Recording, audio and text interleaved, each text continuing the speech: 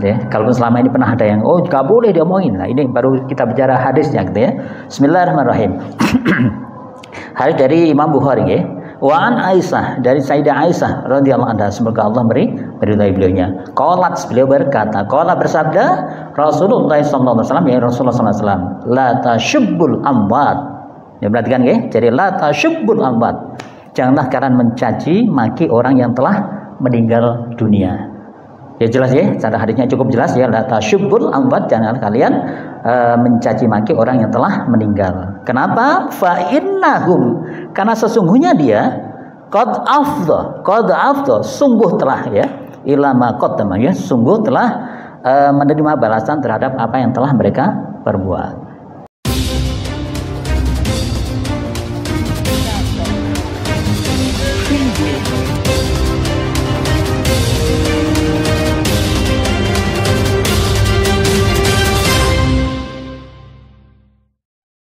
Bismillahirrahmanirrahim. Assalamualaikum warahmatullahi wabarakatuh. Bapak Ibu jamaah Masjid Ukhuwah Islamiyah Allah, marilah kita awali silaturahim dan majlis salim kita ini dengan sama-sama membaca basmalah. Bismillahirrahmanirrahim.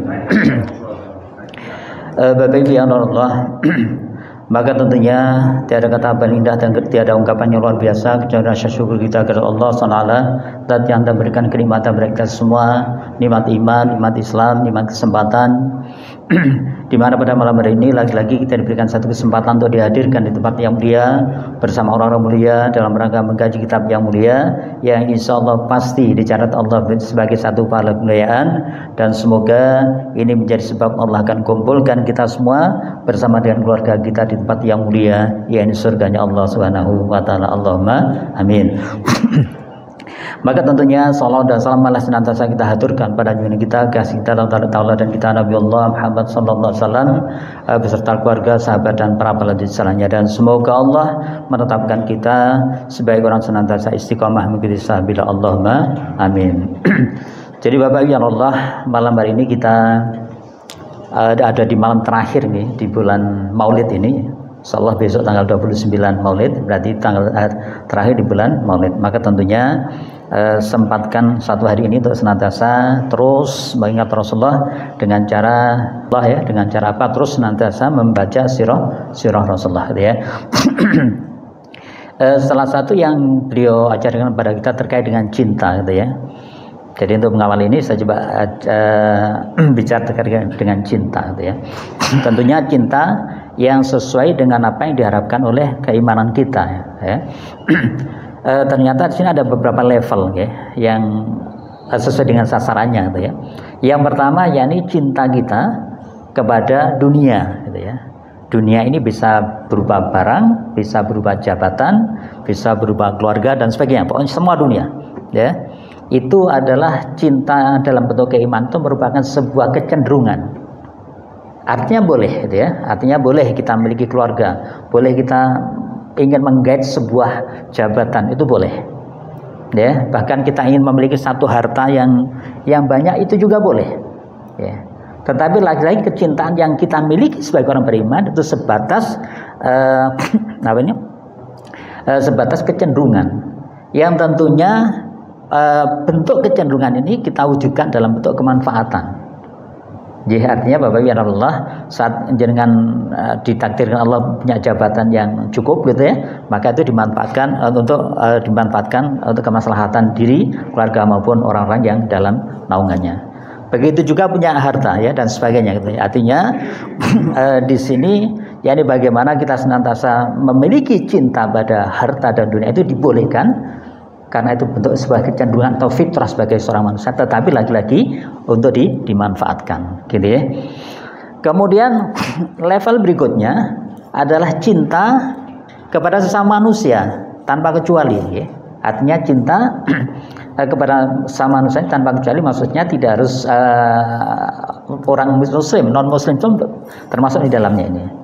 Nah ternyata di dalam Islam itu keimanan kita mengatakan bahwa cinta kepada sesama manusia itu bentuknya simpatik gitu ya. Simpatik, apa itu simpatik? Yani bagaimana kita menginginkan kebaikan yang kita rasakan ini ya, kenikmatan yang kita nikmati dengan keislaman ini, itu bisa kita tularkan atau kita mengajak sebanyak-banyak mereka kepada masuk Islam. Bentuknya apa? Dakwah, gitu ya. Jadi lagi-lagi kepada sesama manusia kita ada simpatik terhadap mereka agar mereka bisa terselamatkan juga, dan bentuk operasional kita, bentuk implementasi atau amalan kita, yakni berdakwah atas mereka. Baik, level kedua, level ketiga, yakni ini ternyata dipisahkan, yakni cinta kepada orang-orang Muslim, orang-orang Islam, gitu ya. Nanti beliaunya ada level orang mukmin, gitu ya. Ternyata level pada ini, jadi cinta pada orang-orang Islam atau orang Muslim ini, itu di Islam itu atau dalam keimanan kita, itu bentuknya adalah empati. Ya. Kalau tadi sempat ini empati. Empati itu apa? Berarti saat kita memahami ini ternyata saat mengambil tahapan ukhuwah itu ya, mulai ta'aruf ya, kemudian tafahum, ta'awun, takaful dan itsar gitu ya. Maka orang Muslim ini sampai pada tingkatan tafahum gitu ya. Kita mengenal saudara kita Muslim ini, mengenal sampai dengan memahami gitu ya. Kemudian yang kita munculkan adalah rasa empati kita. Kalaupun mereka kekurangan kita bisa bantu. Kalaupun kita memiliki sesuatu kelebihan kita ingin berbagi dengan dia. Ya, pada tingkatan ta'awun seperti ini gitu ya. Sehingga ini yang disebut dengan cinta kepada sesama Muslim. Level ketiga. Level keempat ternyata itu disebutkan cinta kepada orang mukmin. Ya, ternyata cinta pada orang mukmin ini bentuknya adalah rasa rindu, Bapak Ibu. Jazakallah. Jadi sudah ada satu ta'liful qulub, ikatan hati. Sudah merasa ada at-takaful, kita menjadi satu dalam satu kesatuan. Yaitu cinta kepada sesama mukmin, ya, kepada orang beriman. Itu bentuk cinta adalah kita senantiasa rindu. Artinya Bapak Ibu, rindu itu berarti kalau jenengan merasakan berpisah itu bukan menjadi satu halangan untuk senantiasa mendoakannya. Contohnya misal kepada saudara kita di Palestina, itu bentuk rindu kita, yakni bagaimana semampu kita bisa membantu. Kalaupun tidak minimal, kita akan tidak pernah lepas untuk mendoakan dia. Itu mukmin. Bapak Ibu yang Allah, ternyata level yang berapa? Satu dari kelima, ya.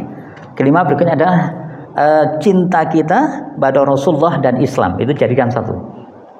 Bentuknya apa? Kemesraan, Bapak.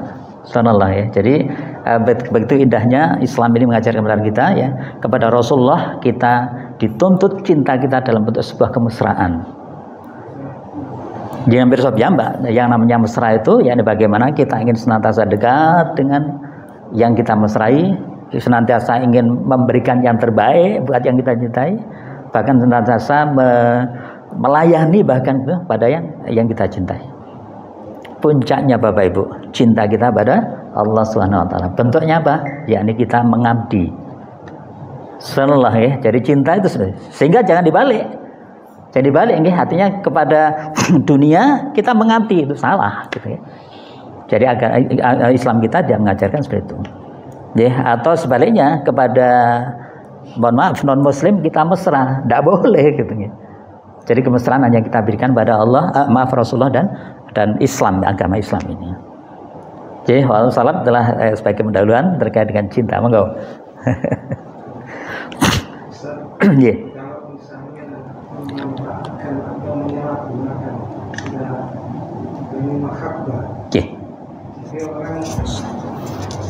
Misalnya suka sama lawan jenis seorang perempuan, tetapi orang perempuan ini tidak suka, tapi yang laki menghendaki lebih menyenangi gitu. Ini istilahnya di mahabbah. Apa ada wiritan tertentu gitu untuk mahabbah seseorang. Ini bagaimana anunya? Apa ini menyalahgunakan atau memang bisa dipakai sebagai mencintai seseorang gitu? Okay. Terima kasih Ustaz. Okay. Assalamualaikum warahmatullahi wabarakatuh. Baik, Abah Najib, Bapak Ibu, beliau bertanya terkait dengan misal ada seorang laki-laki mencintai pada seorang perempuan atau sebaliknya lah gitu ya. Cuma tadi belum contohkan laki-laki mencintai seorang wanita dan ingin itu kesampaian dengan cara mahabbah ya. Ilmu mahabbah maksudnya gitu ya. Bukan mahabbah. Kalau mahabbah secara umum cinta, tapi ilmu mahabbah. Jadi ada wirid-wirid gitu ya. Maksudnya itu apa ya? Oke, baik. Baik, untuk jawab ini Bapak Ibu, maka kelanjutan cinta tadi ya, itu ada namanya lazimatul mahabbah ya. Jadi konsekuensi cinta. Itu minimal ternyata ada 4 Bapak Ibu. Kalau jangan bersama ya. Yang pertama yakni kita mencintai siapapun yang dicintai oleh yang kita cintai. Sekaligus kita mencintai apapun, tadi kan siapapun ya, apapun yang dicintai oleh yang kita cintai. Begitu juga yang ketiga, yakni kita akan membenci siapapun yang dibenci oleh orang yang kita cintai. Ya, dan sebaliknya kita juga akan membenci apapun yang dibenci oleh yang kita cintai.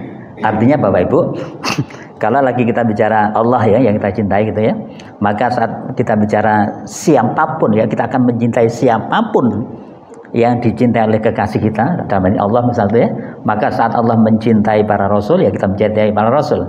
Saat Allah mencintai para ulama ya kita akan mencintai para ulama. Saat Allah mencintai anak-anak yatim kita akan mencintai anak yatim. Siapa gitu ya. Begitu juga dengan apapun gitu ya. Saat Allah mencintai dengan perilaku muhsinin ya kita akan melakukan perilaku muhsinin. Saat Allah mencintai ya kita orang yang suka bersedekah, maka kita akan melakukan aktivitas tersebut. Ini mencintai. Begitu juga manakala konsekuensi cinta kita yang ketiga, yakni bagaimana kita membenci siapanya dibenci orang yang kita cintai. Artinya kalaupun kita kembalikan bahwa kita akan membenci siapapun yang dibenci oleh Allah, maka tentunya Allah membenci koruptor misalnya ya, orang gitu ya. Allah membenci pemabuk misalnya. Ini jadi orang yang mabuk itu dibenci sama Allah ya dan sebagainya. Begitu juga nanti saat kita mencintai sesuatu, mencintai Allah misalnya, maka kita akan membenci apapun yang dibenci oleh Allah. Ya, saat Allah membenci orang yang berbohong, saat Allah membenci orang berjudi, saat Allah membenci minuman ya, bahan tadi ya, barang tadi, maka kita akan membencinya. Nah, terkait dengan mahabbah tadi Bapak Ibu, ini kita kembalikan, mahabbah ini boleh Kak? Ini sesuatu yang dibenci atau dicintai oleh kekasih kita misalnya. Dalam ini Allah ya. Nah, ini penting ya. Jadi ternyata di sini Bapak Ibu yang dirahmati Allah, kita boleh menginginkan seseorang misalnya, tetapi lagi-lagi pertolongan kita hanya kepada Allah. Tergantung Allah gitu ya. Tidak boleh dengan cara-cara yang artinya kalaupun mahabbah itu isinya adalah sesuatu permohonan pada Allah, okay, itu boleh. Tapi kalau itu isinya adalah mensihir yang kita cintai, tidak boleh. Ya. Jadi lagi-lagi kalau mahabbah itu intinya, jangan boleh buka ya.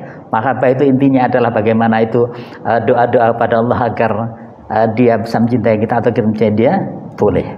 Tetapi kalau itu isinya bagaimana mensihir dia agar dia mencintai kita, tidak boleh. Gitu. Salah ngaten ya.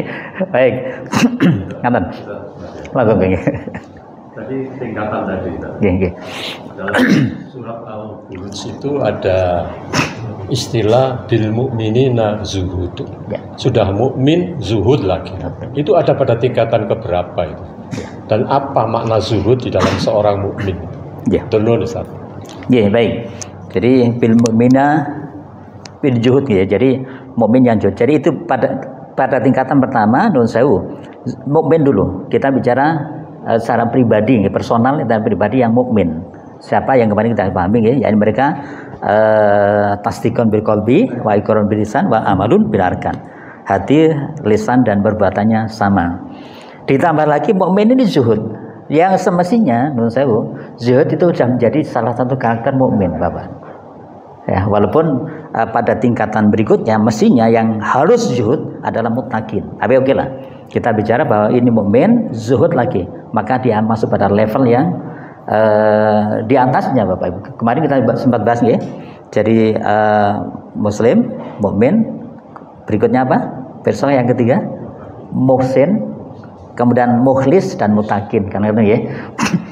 Muslim cukup dengan 2 kalimat syahadah. Jadi dua kalimat asyhadu adalah amiftah tuhilil Islam, dia kunci masuk Islam. Kemudian mukmin tadi nggih ada keyakinan dalam hati, lisannya diucapkan, kemudian dibuktikan dalam perbuatan. Dengan sholat dan sebagainya ini sebagai bukti dengan sudah menjadi pribadi mukmin. Kemudian level berikutnya muhsin. Innallaha katabal ihsan ala kulli syai'. Ya, muhsin itu orangnya perbuatannya ihsan. Apa itu? Yani beramal, beribadah sesuai dengan berkualitas gitu ya. Jadi sholat ya sholatnya benar-benar sholat yang baik, berkualitas lah ya. Ya. Maka di sini harus Bapak, maka bagian ini mukmin dia akan memiliki karakter juhud kalau dia benar-benar menggunakan harta yang dia miliki, entah banyak anak kecil ya, itu dengan cara yakni bagian sebaik mungkin sesuai dengan aturan Allah. Tadi pada level ini, jadi di atasnya Pak nggih. Jadi mukmin plus lah itu yang nggih. Nggih, baik. Setelah muhsin, berikutnya adalah mukhlis ya. Lagi-lagi ini saya coba ambil dari kitab Ihya Ulumuddin ya. Jadi yang ditulis oleh Imam Al-Ghazali. Jadi beliau pada berikutnya masuk pada level mukhlis. Siapa itu mukhlis? Yang orang yang ikhlas. Sehingga sekali lagi kami sampaikan, mungkin pernah kami sampaikan di sini, nonsen atau bohong. Orang yang mengatakan ikhlas tapi aktivitasnya masih asal-asalan. Tidak boleh. Orang ikhlas itu aktivitasnya asal-asalan. Orang ikhlas itu syaratnya harus kualitas. Gak apa-apa nyumbang sak kene pokoknya ikhlas. Nah, bukan seperti itu. Ngerti nggih? Enggak apa-apa dikai tugas tadi pengurus panitia misalnya, pokoknya melaku. Enggak boleh. Itu bukan ikhlas. Nggih, ini yang kita. Dan puncaknya adalah muttaqin. Gitu ya. Orang muttaqin ini tidak lagi egois ya. Dia senantiasa kuntum khairal ummah ukhrijat linnas ta'muruna bil ma'ruf wa tanhauna 'anil munkar. Jadi orang muttaqin ini dia tidak rela melihat satu kemungkaran ada di depan dia. Sebagaimana dikatakan Umar bin Khattab ya. Jadi Umar itu ini bahasa Umar ya, bukan Rasulullah. Jadi di mana kakiku menginjak, saya tidak rela di situ ada kemungkaran. Tapi cocok ya Umar besar terus dan sebagainya. Itu contohnya. Itu berarti dia pada level muttaqin dan itu puncaknya keimanan kita. Ngaten Bapak nggih. Jadi insyaallah zuhud yang merupakan plusnya orang beriman. Baik, ngaten. Wonten lagi Bapak. Baik, kalau tidak ada kita lanjutkan yakni bab Kitabul Jami, yakni perilaku yang dilarang yang untuk ditinggalkan oleh Rasulullah. Yang pertama, yakni kemarin menguatkan hadis yang terakhir kita baca, yakni hadis yang ke 1547 sekarang 48 ya. Yakni bagaimana orang mukmin itu ya, itu tidak suka mencela, sifat-sifat itu tidak akan mungkin ada dalam diri orang mukmin lagi-lagi. Bismillahirrahmanirrahim. Walahu min hadisin, berarti ini diriwayatkan oleh Ibnu Mas'ud juga ya. Min Ibnu Mas'ud rafa'ah laisal mukmin. Laisa ini kalau dalam bahasa Inggris never ya. Never itu tiada ya, tidak ada sama sekali. Laisal mukmin bit ta'an gitu ya. Ya, jadi untuk orang mukmin itu bukan orang yang suka mencela ya. Wala li'an ya, dan bukan orang yang suka melaknat. Wala fahisha, dan bukan orang yang berpengaruh jahat ya. Kemudian wala badi'ah, dan bukan pula orang yang berlidah kotor. Menurut saya Bapak Ibu ya, jadi lagi ini ciri mukmin ya. Jadi kalau kita masih memiliki karakter itu berarti belum menjadi mukmin walaupun sudah muslim. Jadi siapa itu? Ya ini orang yang suka mencela. Ya tadi ya, ini sekarang lagi pilkada atau bahkan sisa-sisa kemarin ini menjadikan seringkali kita melepaskan diri kita dari pribadi mukmin ya, kita turun derajat ya, mau jangan ya. Kemudian bukan pula orang yang suka melaknat, apalagi melaknat gitu ya. Ya. Ini juga tidak dibenarkan. Berarti kalau masih suka seperti itu berarti derajat kemukminannya turun gitu ya. Bukan pula orang yang berpengaruh jahat ya, berperangai jahat gitu ya. Ya ini jelas sekali, dan bukan pula orang yang berlidah kotor. Ya, jadi hati-hati sekali. Ini banyak sekali ya di level-level tertentu atau di kelompok komunitas tertentu ini malah diajarkan, bahkan jadi syarat gitu ya. Bapak Ibu ya Allah. Lagi-lagi hadis ini adalah merupakan dalil untuk pengharaman mencela, berperangai jahat dan berlidah kotor, ya. Dan bahwa perilaku itu bukan termasuk di antara sifat-sifat seorang yang beriman. Artinya lagi-lagi Bapak Ibu, kalau ada seseorang yang mengaku beriman tetapi masih punya karakter seperti itu, berarti keimanannya turun, levelnya turun. Oke? Mudah-mudahan kita bisa terhindar dari hal Allahumma amin. Baik, berikutnya Bapak Ibu. Ini menarik sekali. Ini saya yakin sering kali terjadi pada diri kita, yakni kita membicarakan keburukan orang yang sudah meninggal. Itu tidak boleh. Ya, kalau selama ini pernah ada yang nggak boleh diomongin. Nah, ini baru kita bicara hadisnya gitu ya. Bismillahirrahmanirrahim. Hadis dari Imam Bukhari ya. Wa an Aisyah, dari Sayyidah Aisyah radhiyallahu anha, semoga Allah meridai beliaunya. Qalat, beliau berkata, qala bersabda Rasulullah sallallahu alaihi wasallam, ya Rasulullah sallallahu alaihi wasallam, la tashubbul amwat. Ya, perhatikan ya. Jadi la tashubbul amwat. Janganlah kalian mencaci maki orang yang telah meninggal dunia. Ya jelas ya, cara hadisnya cukup jelas ya. La tashubbul amwat, janganlah kalian mencaci maki orang yang telah meninggal. Kenapa? Fa innahum, karena sesungguhnya dia qad afdha, sungguh telah ya, ilama qaddama ya, sungguh telah menerima balasan terhadap apa yang telah mereka perbuat. Ya, ini jelas sekali Bapak Ibu. Jadi jangan pernah sekali-kali kita membicarakan keburukan. Kalaupun kita mau bicarakan kebaikannya. Ya, ini penting buat kita semua. Kalaupun nanti ada kita lagi layat, kemudian ada yang bicara seperti ini, segera diingatkan. Ya, begitu jangan mengingatkan dan mereka berhenti, jangan dapat pahala yang luar biasa. Ya, berarti apa? Telah menghindarkan sebuah dosa. Ya, dari barang siapa yang menghindarkan seorang dari dosa, maka dia akan mendapatkan pahala yang luar biasa. Okay?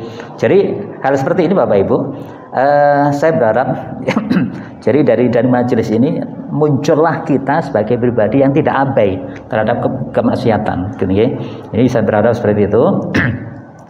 Bapak Ibu yang Allah, cuma nanti ada kekhususan, gitu. Kekhususannya itu manakala seseorang ini memang dibutuhkan untuk diselidiki. Itu baru ya, tapi benar dalam kondisi darurat. Kalau tidak boleh. Bahkan non muslim pun yang jelas sudah, mohon maaf ya, orang kafir ya gitu ya, mereka mati dan kita tahu persis kebiasaan dia, mohon maaf, misal minum gitu ya, dia kan nggak melihat itu dosa kan gitu ya, itu juga nggak boleh kita bicarakan walaupun itu benar. Oke, baik. Bismillahirrahmanirrahim. Hadis ini adalah dalil tentang pengharaman mencela orang-orang yang telah meninggal atau sudah meninggal. Ya, hal ini adalah haram terhadap orang-orang Islam. Ya, kemudian Ibnu Rus memberikan satu penjelasan, mencela orang-orang yang kafir pun itu haram. Ya.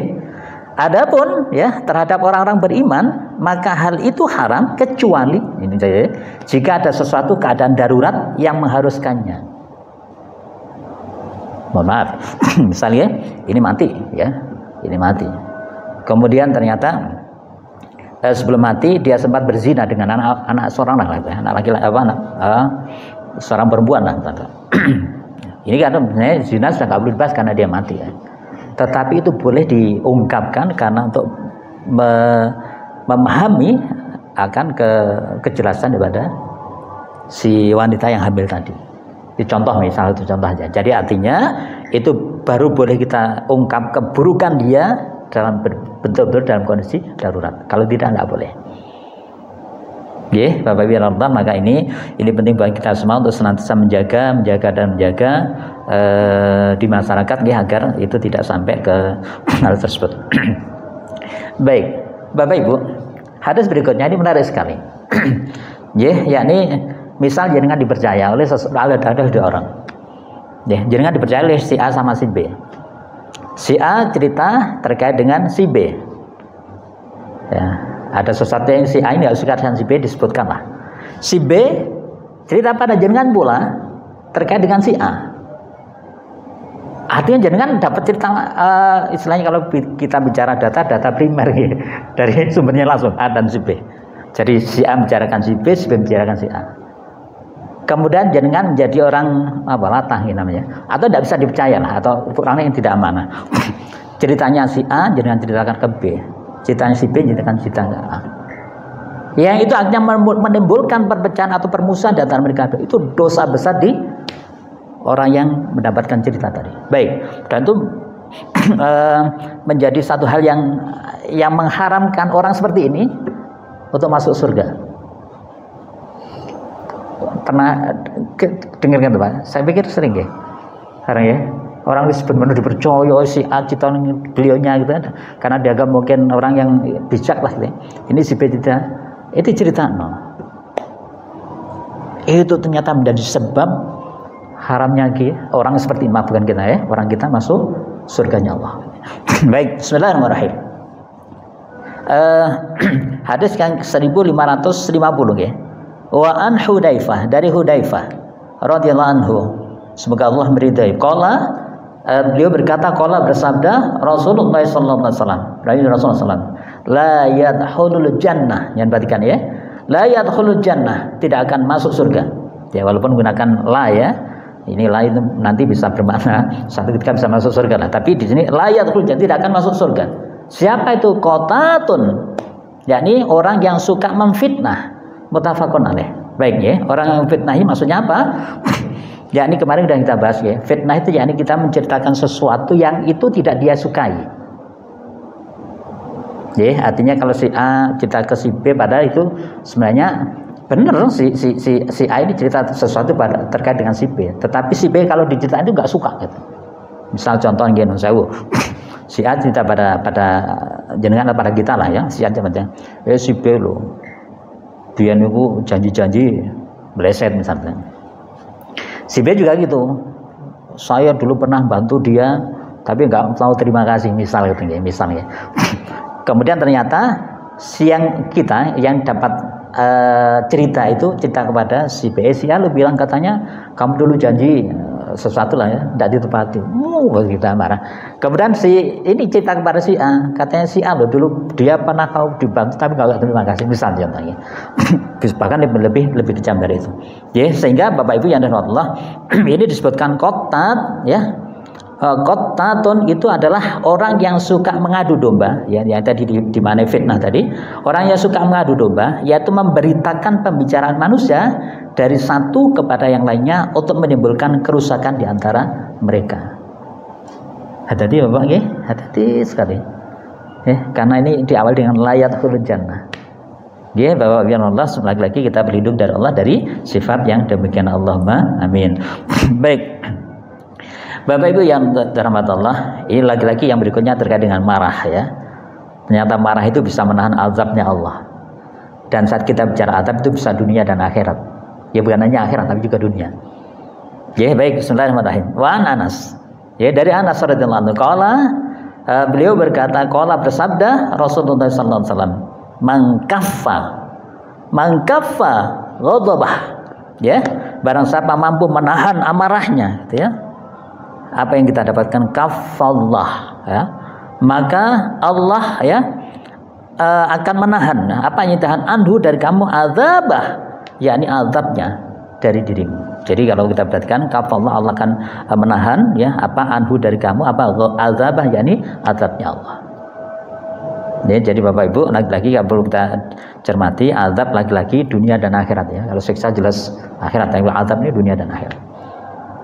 Ya, sehingga pada manakala kita mampu menahan marah itu ternyata subhanallah, kalau kita mulai hadis kemarin itu banyak sekali ya. Ya, jadi menahan marah itu banyak sekali keutamaan yang kita dapatkan. Tapi nggak berat gitu. Gitu ya. Ya, jadi diantara yang saya senang itu yang kemarin itu ya. Jadi barang siapa yang mampu menahan marah padahal mampu untuk melampiaskannya, nanti Allah akan panggil di hadapan makhluk yang lain untuk apa? Untuk disuruh memilih bidadari yang dia cintai. Tolong diingatkan ya, untuk motivasi maksudnya. Kalau mau marah, bidadari hilang nanti gitu. Walaupun insya Allah kita masih punya bidadari istri kita masing-masing ya. Tapi lagi-lagi ini bisa jadikan motivasi. Dan ternyata hadis yang baru kita dapatkan, dan ternyata di sini juga Allah memberikan fadilah lagi, keutamaan lagi, yang mampu menahan marah tanpa ini ya, tanpa alasan ampun, maka Allah akan menahan azabnya dari dirinya. Artinya Bapak Ibu, jadi kalaupun jenengan bisa menahan marah ya, di akhirat jelas ya kita akan mendapatkan terbebas dari azab. Di dunia pun akan mendapatkan hal itu.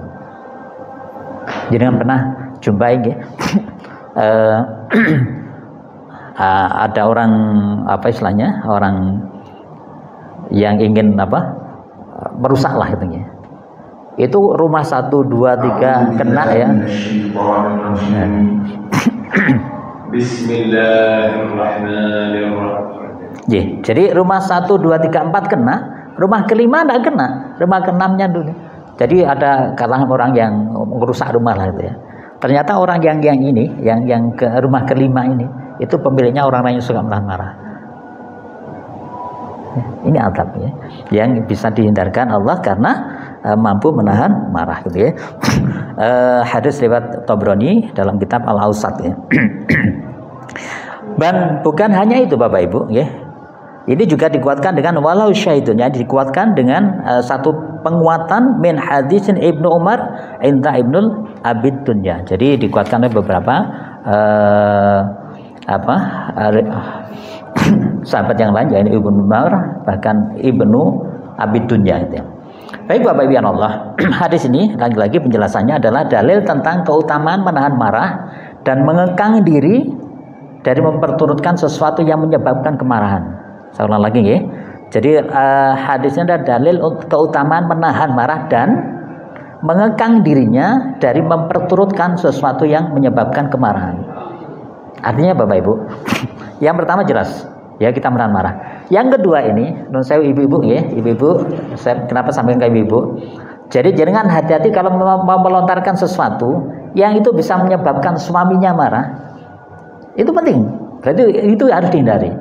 Ya, itu bisa menghindarkan kita atau jenengan dari azabnya Allah. Jadi bukan sekedar menahan marah, tapi menahan saat kita melakukan sesuatu kemudian menjadikan orang itu marah, itu bisa menahan azabnya Allah dari diri kita. Mungkin yang sering kan gitu ya. Kadang kalau di luar kita bisa menahan marah ya, atau bahkan kalau marah diselesaikan. Di rumah kadang gitu, kadang lagi betul semuanya gitu ya. Itu karena setiap hari ketemu gitu ya, kemudian akhirnya sering kali diulang, padahal ya baik gitu ya misalnya, itu kadang menimbulkan kemarahan gitu ya. Baik, itu tidak dibenarkan. Hal itu Bapak ya Allah, di samping ini hal itu tidak dapat dilakukan kecuali dengan sikap lemah lembut, itu salah satunya. Ya, jadi dan berjuang melawan hawa nafsu tersebut. Sebagaimana Allah firmankan dalam surat Ali Imran ayat 133 134, A'udzubillahi minasyaitonirrajim. Saya yakin kita sering dengar ya, wasari'u ila maghfiratin mir rabbikum wa jannatin ardhas samawati wal ard uiddat lil muttaqin. Jadi dan bersegeralah kamu kepada ampunan dari Rabbmu dan kepada surga yang luasnya seluas langit dan bumi yang disediakan untuk orang-orang yang bertakwa. Siapa orang bertakwa? Alladzina yunfikuna fis sarra wal dharra wal kadhiminal ghaidh wal afina 'anil nas, gitu ya. Siapa orang bertakwa itu? yakni orang yang menafkahkan hartanya baik di waktu lapang maupun sempit, dan orang-orang yang menahan marahnya. Yang kedua ya, kemudian yang ketiga memaafkan kesalahan orang lain. Wallahu yuhibbul muhsinin, ya. Allah menyukai orang-orang yang berbuat kebajikan. Ya insyaallah ini satu hal yang tolong terus kita kuatkan dan seterusnya gitu ya. Baik Bapak Ibu Allah, hadis berikutnya ini masih larangan-larangan ya. Bismillahirrahmanirrahim. Wan Abi Bakrin Siddiq, ya, Abu Bakar As-Siddiq, dari Abu Bakar As-Siddiq, jadi sahabat Rasulullah yang paling mulia gitu ya. Qala, ia berkata, qala bersabda Rasulullah sallallahu alaihi wasallam, la yadkhulul jannah. Nyampaikan, tidak akan masuk surga. Siapa itu hibbun? Orang yang suka menipu. Ya, menipu menjadi karakternya, menjadi kebiasaannya dan sebagainya. Orang yang suka menipu itu hibbun. Wala bakhil, dan orang yang bakhil. Ya, dan orang yang bakhil. Kemudian lagi apa? Wala syai'ul malakah, dan orang yang berakhlak buruk terhadap apa yang dimilikinya. Menurut saya pikir yang pertama jelas, yakni menipu, yang kedua bakhil juga jelas, kemudian kita bahas. Yang ketiga, saya ingin fokus ke ketiga, wala sayyi'ul malakah, yakni orang yang berakhlak buruk terhadap apa yang dimilikinya. Menurut suami pada istri itu dimilikinya, istri terhadap suami. Contoh ya, ini juga ada bahasanya la yadkhulul jannah. Terhadap barang yang kita miliki misalnya, terhadap anak yang kita miliki, terhadap hewan yang kita dan sebagainya. Jadi sesuatu yang kita miliki kemudian kita berakhlak buruk pada dia, itu di hadis Ali katakan la yadkhulul jannah, tidak masuk surga. Cuma nanti Bapak Ibu nanti satu ketika kita akan belajar khusus kenapa pakai menggunakan kalimat la, lam atau laisa, itu beda-beda, tapi tetaplah semuanya intinya tidak masuk surga. Ngaten nggih. Baik. Bapak Ibu ya Allah, coba kita perhatikan penjelasan hadis ini di mana makna kib ya. Yakni hibbun tadi adalah tipuan. Dan makna sayyah al-malakah ya tadi yang di terakhir adalah menimbulkan kesusahan terhadap siapa yang berada dalam kekuasaannya, baik manusia maupun binatang-binatang ternak. Jelas ya, kita suami pada istri ya. Oh, berarti istri nggak bukan suami, sama aja. Kalau karena si istri menguasai suami misalnya ya sama kalau nanti berlaku kan yang seperti itu. Orang tua terhadap anak ya, atau terhadap saudara dan sebagainya. Atau bahkan kadang anak terhadap orang tua, karena pada satu ketika orang tua sudah tidak berdaya, kemudian kita yang menjaganya, nah ini tidak boleh. Ini jelas Bapak Ibu. Baik, Bapak Ibu yang dirahmati Allah, berikutnya Bismillahirrahmanirrahim. Di hadis ini gitu ya. Wa ani bin Abbas, dari Ibnu Abbas radhiyallahu anhu. Jadi semoga Allah meridai beliau berdua, yakni Abdullah dan Abbas. Qala, ia berkata, qala bersabda Rasulullah sallallahu alaihi wasallam, man tasamma'a hadisan qaumin, barang siapa mendengarkan pembicaraan suatu kaum, wahum lahu karihun, ya padahal mereka tidak suka terhadapnya. Ya tadi ya, maka apa tadi? Subba fi udunaihil unuka yaumal qiyamah. yakni maka pada hari kiamat kedua telinganya akan dituangi timah. Naudzubillah min dzalik. Ya, jadi hadis ini adalah dalil tentang pengharaman mendengarkan pembicaraan orang-orang yang tidak menyukai hal itu. Ya, jelas ya. Baik. Isang ya, belum pas. Baik.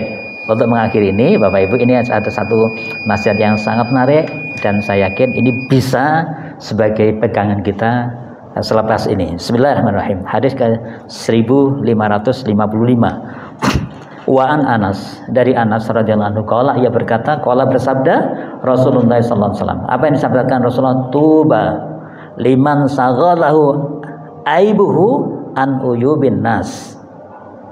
Ya, tuba, berbahagialah liman pada orang-orang saghalahu aibuhu, ya, yang mereka terus disibukkan dengan aib dirinya. Ya, sampai apa? An uyubin nas, ya, sehingga ia tidak memperhatikan aib orang lain.